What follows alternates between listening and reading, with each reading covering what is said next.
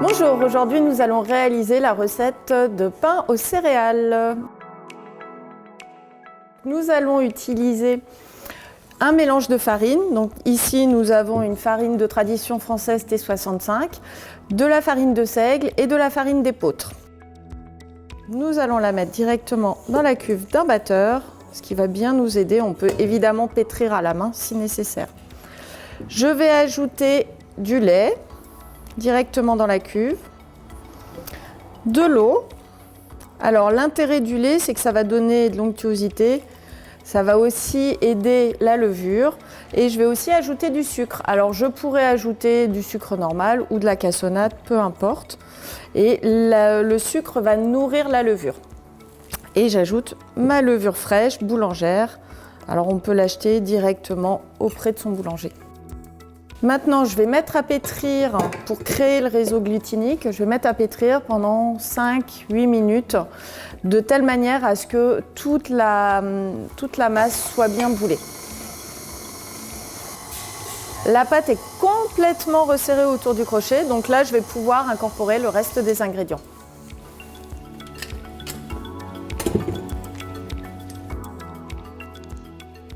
Je récupère la pâte dans ma cuve. Alors, je vais incorporer donc les graines pour aller dans mon pain aux céréales, le beurre. Donc, j'ai incorporé tous les ingrédients et je vais repartir sur une deuxième session de pétrissage en vitesse 2 jusqu'à ce que le beurre soit bien amalgamé. L'intérêt du beurre, c'est qu'il va donner du moelleux et une belle coloration à notre pain. Alors là, mon pain a été pétri pendant à peu près 8 minutes et la température en cuve est de 25 degrés. Idéalement, pour avoir un pain qui se développe bien, on doit avoir une température après le second pétrissage entre 23 et 25 degrés. Et donc maintenant, je vais pouvoir mettre directement mon pain en pousse. Donc vous voyez, on peut voir qu'on a une pâte qui est bien élastique, qui est de bonne tenue. Alors là, je vais la filmer à la surface. Normalement, on la protège avec un linge humide, mais l'intérêt de filmer, ça va être justement, comme on va avoir une injection de vapeur, de ne pas trop humidifier ma pâte, mais ça ne va pas empêcher le développement. Et mon développement va être assez court, étant donné que j'ai mis du sucre pour aider justement et nourrir la levure.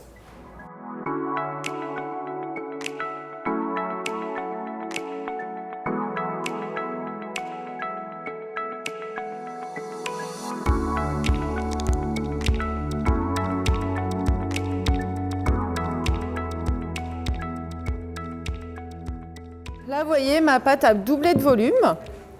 Donc, je vais pouvoir enlever le film. Et on va pouvoir découper des petits pâtons pour justement pouvoir préparer mes petits pains aux céréales.